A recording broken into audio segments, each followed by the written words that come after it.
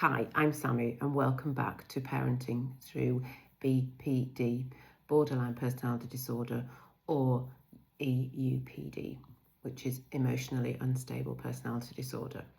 So today I want to talk to you about something that changed everything for me, the window of tolerance. Once I understood this, so much behaviour suddenly made sense.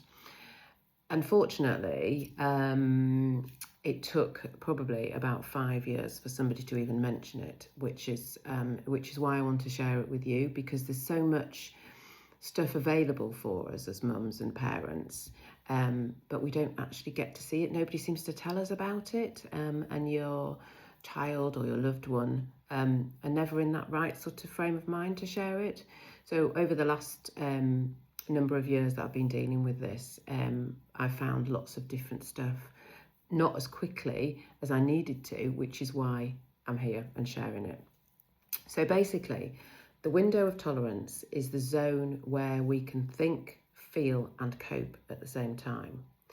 So inside the window of tolerance, you're calm enough to talk, you listen and problem solve. But outside the window, the nervous system then takes over. And that you're not in that window of tolerance where you can cope, basically. So above the window, it means that there's too much. So here, what I've done is I've created a very quick guide, which I will put at the bottom of this video, and also a link, so you can print it off, and a link to my feelings wheel. So as I say, above the window, you go into hyper arousal, which is the fight, the flight, the panic. If it's me, I tend to feel overwhelmed or on edge. My heart races, my body tenses up, and I get that feeling that I want to fix very quickly. I want to fix my daughter, but obviously I can't. Okay, so for her, at this moment in time, if she's hyper aroused, she's feeling intense anger, panic, fear, shouts, storms off, bangs doors, and her reactions feel really uncontrollable.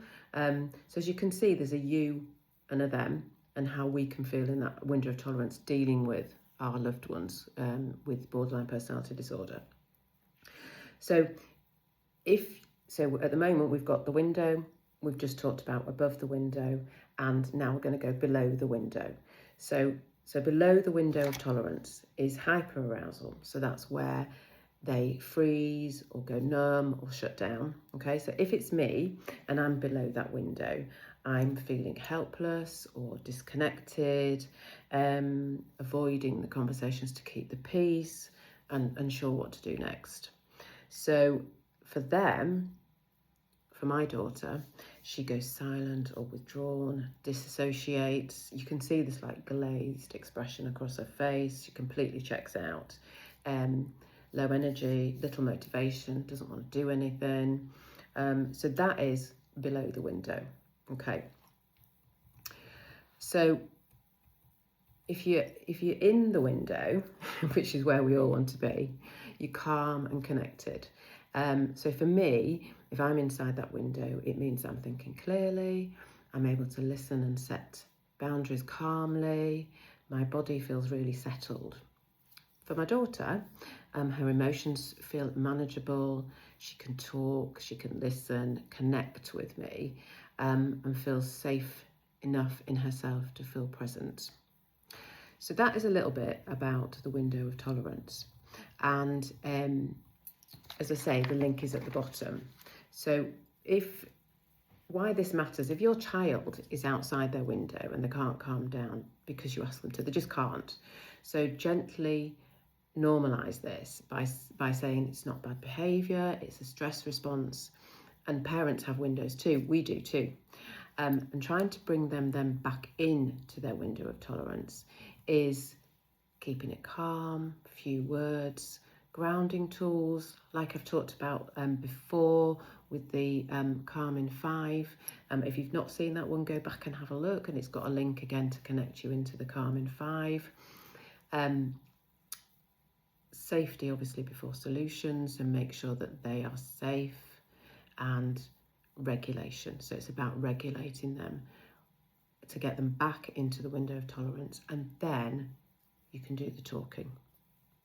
So I hope that makes a little bit of sense.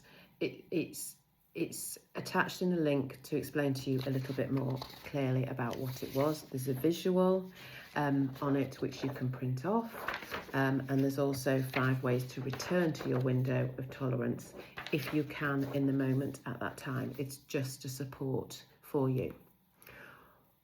Once you identify what the window of tolerance is, you will start spotting it, and you will get that window of tolerance and whether they're above it or whether they're below it. So as I said a little bit earlier, I've also linked my feelings wheel below, and it helps identify where your child is and what they feel. Again, it's something I'd never heard of, so I want to share that with you too, so make sure that you've got everything that you need in kind of a toolkit really for you and supporting your child. Next time you see me, I'm going to be talking about anchor types and how we can steady ourselves differently in emotional storms. Hopefully, I'll see you then. Again, if you like this, subscribe, and you'll then get a notification of when we've got a new video coming up. Okay, see you soon.